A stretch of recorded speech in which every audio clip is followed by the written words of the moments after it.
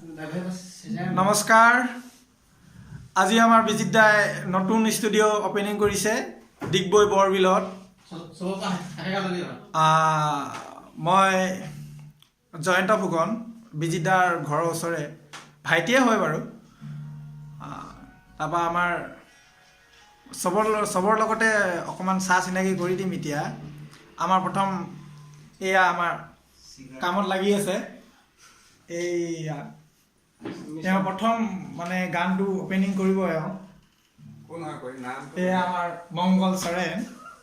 হাই বুলি ক'লে মংগল তাৰপিছত এতিয়া কাক চিনাকি কৰি দিওঁ এই আমাৰ বিজিত দা কাম আৰম্ভ কৰোঁ অৱস্থাতে আছে আৰু এয়া বিজিত দা তাৰপৰা এইফালে আছে আমাৰ গাঁৱৰে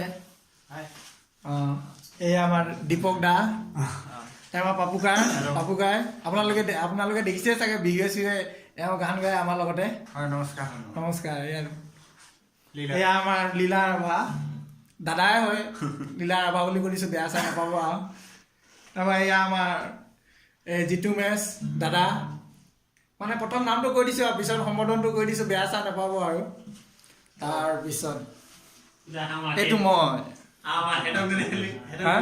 হেঁতক দেখালোতো আমাৰ বিজিতাক দেখালোতো